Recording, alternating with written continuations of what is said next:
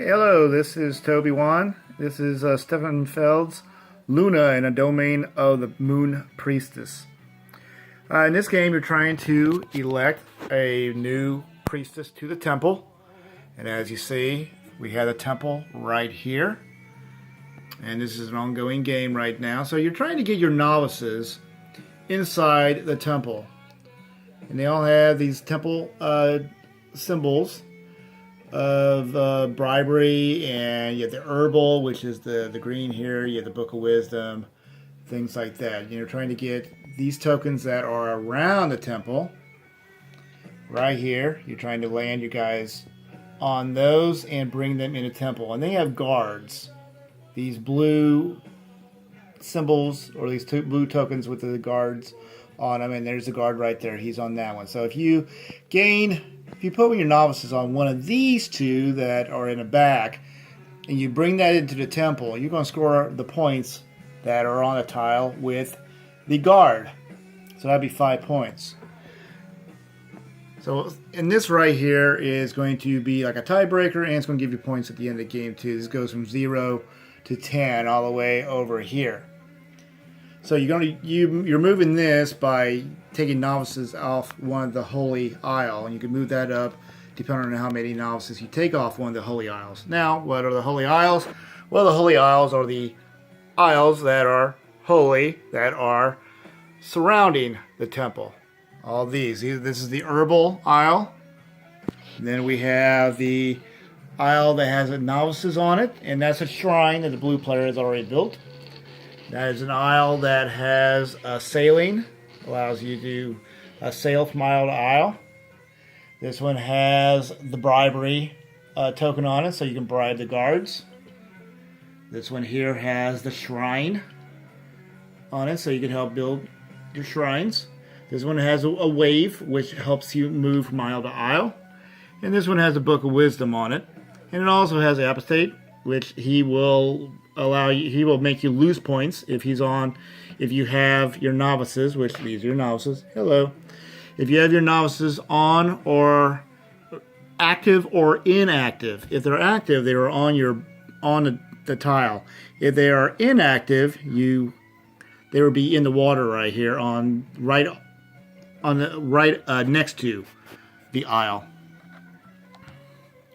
So this guy is a master builder, so when you're ready to build a shrine, you go and build it on the isle that he is at. And then you have the Moon Priestess, which is way over here. And that's the Moon Priestess. If you have your novices, which these are your novices, if you have your novices at the end of a round with her, she's going to give you that many points, 5 or 2. This is a 2-player game.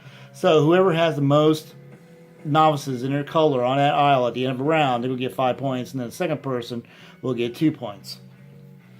That's meaning that you're not going to activate those novices. So if you activate them and they are taken off the isle, like so, they're not going to get those points that the Moon Priestess is going to give them. So you have to make your decision whether or not you want to get those points or activate those novices and do what is on the isle. So the actions that you have, you can use these tokens, or you can you activate these guys, and you can take one of these tiles. Or you can activate this isle by taking those guys off to bring in a new guy. And he would go in with the activated guys. You wouldn't get him right away. You can also activate a tile. And whenever I say activate a tile or an isle, I'll say activate an isle. Whenever you activate an isle, you're going to take these guys off the isles. Whenever you activate an isle, you can also build a shrine. By building a shrine, you will have to give up one of these tiles. That if you would have gained that tile by activating that tile, you would gain this. And then you can spend this and build a shrine wherever the master builder is. So the master builder is here, so you would be able to build a shrine right there. Another action would be to return one of these herbal tokens back to the herbal island, and that would allow you to bring your activated guys, one or two of these activated guys, back to an isle, and therefore they are active again, and you can use them again. So those are your isle actions. You also have movement actions. Your movement actions is you can send guys from these isles to different isles. So they're using a rowboat to go to another isle. Or you can use a tide, a move action, to move several guys from different isles to different isles. And you have to do that by spending one of these tide tokens that you gain from that island. You can also use a sailboat token, which sailboat token right here, to move one or two guys from an island to another island. So those are the movement actions. The temple actions, which are inside here, you can promote a novice to somebody who works in a temple, to a priest, I suppose, by moving them from an island to these tokens that are outside here. But you have to move them from that island. So that's a novice isle, so you'd have to move a guy from here, but there isn't a guy here. So they wouldn't be able to do that until they moved the guy there. And it has to be on this side of the guard. On this side of the guard to do that. If you did it on this side of the guard, you would have to pay a bribery token in order to put your guy on the other side of the guard, because you're bribing that guard. You can't put him there unless you do that. So that's one action that you can do in a temple. Another one is, once you are on one of these tiles, you can move them into the temple like so. You take that token, so if you take the novice token, the number 9 token, you would put that on the number 9 space right there. Now it's adjacent. If it was, say I had a red guy there, and I put him on that tile on a number 9 space, he would then displace this number 6 guy because he's adjacent to him, and he has a tile that's higher than him. 9 is higher than 6, and number 6 does not have a book of wisdom, which these are book of wisdoms. He does not have a book of wisdom to protect him there. So he would get displaced and put over here in this area where that boat is, and he would have to go back out to one of the Holy Isles. You can protect yourself with these books by playing one of these book tokens to put a book of wisdom underneath one of your novices out here in the temple. You can also remove, if I want to, I can remove like these 2 guys to move my token, my red token, up 2 spots in the council. So those are your temple actions. Your other actions are to expulse the apostate. This guy right here. This is your nasty guy right here. He's going to take points away from you. So I could expose these guys from the island to move this guy. I did 2 guys, so he can move 1, 2 islands away. So if you don't want him there anymore, you can do that.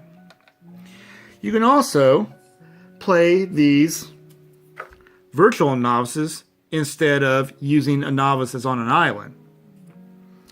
And then the last thing you could do is, you're kind of passing, but you're not, because a lot of games, if you pass, you're out. You're done for the round. But this one, if you go here and you turn over one of these candles, you blow out the light like that, and that's just a turn that you're taking to do that.